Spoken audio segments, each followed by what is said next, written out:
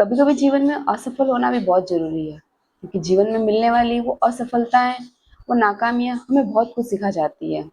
Hello friends, मेरा नाम है खुशबू। आज मैं लेके आई हूँ एक छोटी सी कहानी उनके लिए जो जीवन में मिलने वाली असफलताओं से बहुत निराश रहते हैं। एक देवांश नाम का लड़का होता है। वो बचपन से ही पढ़ने लिखने में बहुत होशियार होता है। उसके पापा भी पेशे से डॉक्टर होते हैं।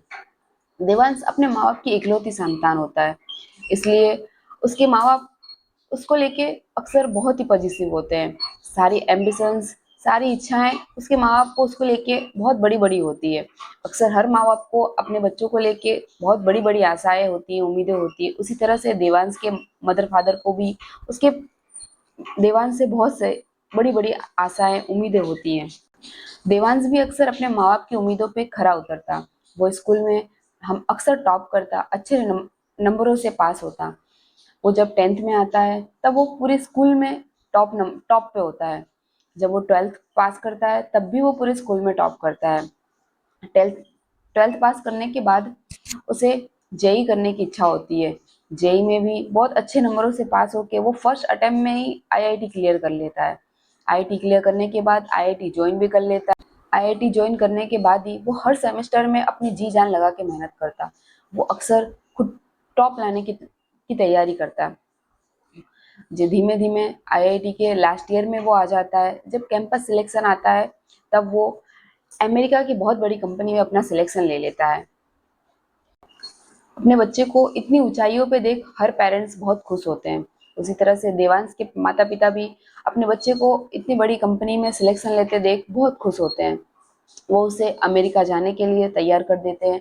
देवांश कुछ ही दिनों के अंदर अमेरिका पहुंच के कंपनी में ज्वाइनिंग भी ले लेता है। ज्वाइनिंग के बाद ही कुछ समय में उसे उस कंपनी में एक लड़की पसंद आ जाती है। वो अपने पेरेंट्स से उस लड़की के बारे में बताता है। उसके पेरेंट्स भी उसकी खुशी में खुश होते हैं, इसके लिए उस लड़की से उसकी शादी करा देते हैं। सब कुछ राजी खुशी चल रहा होता है, पर कहते हैं ना, जिंदगी बताकर कभी परीक्षा नहीं लेती है। देवांश जिस कंपनी में काम कर रहा होता है, उस कंपनी के सीईओ की अचानक से मृत्यु हो जाती है। सीईओ के मर जाने की वजह से वो कंपनी का मार्केट बहुत ही गिर जाता है, जिसकी वजह से न्यू ज्वाइन हुए एम्प्लॉय को उस कंपनी से निकाल दिया जाता है। उस लिस्ट में देवांश का भी नाम होता है। अचानक से कंपनी से निकाल देने की वजह से देवांश एकदम से डिप्रेशन में आ जाता है। वो बहुत चिंता करने लगता है कि अब क्या होगा, कैसे, कहाँ जॉब मिलेगी दूसरी। उस नए देश में कोई उसका अपना भी नहीं होता जिसके पास वो जाके अपनी कहानी बता सके। कॉल पे अपने पेरेंट्स को सब कुछ बताता है। कॉल पे ही उसके पेरेंट्स उसे समझाते हैं, कहते हैं अगर इच्छा हो तुम्हारी तो वापस तुम इंडिया आ जाओ। पर देवांश वापस इंडिया जाने को तैयार नहीं होता, क्योंकि वहाँ वो बहुत जोरों शोरों से जश्न मना के सबको कह के कि मैं अमेरिका में नौकरी करने जा रहा हूँ, किस मुंह से वो वापस इंडिया जाए। ये सब सोच के वो इंडिया जाने से मना कर देता है। उस नए देश में अपना गुजर बसर करने के लिए देवांश को तुरंत ही दूसरी जॉब तो ढूंढनी ही पड़ती। देवांश तुरंत ही दूसरी जॉब ढूंढने के लिए निकल पड़ता है, पर एक आध दिन घूमने के बाद भी उसे उस जगह कहीं जॉब नहीं मिल रही होती है। उसी टाइम एक कलीग उसे मिलते हैं, जिस कंपनी में वो पहले काम करता था वहाँ के वो कलीग होते हैं। उसे कहते हैं कि इधर सामने कहीं पेट्रोल पंप है, वहाँ पे वैकेंसी खाली है, ऐसा हो तो तुम वहाँ कुछ दिन के लिए काम कर लो। जैसे ही दूसरी जगह अच्छी जॉब मिल जाए तुम वहाँ नौकरी छोड़ देना, तब तक कुछ दिन तक तो गुजर बसर अच्छे से चल जाएगा। ये समझाते हुए देवांश को कहते हैं वहाँ पे ज्वाइनिंग कर लो। देवांश भी मजबूरी बस वहाँ ज्वाइन तो कर लेता है। देवांश अपने दोस्त के कहने पे वहाँ ज्वाइन तो कर लेता है, पर वहाँ ज्वाइन करने के बाद ही उसे वहाँ काम करने में बहुत शर्म आ रही होती है।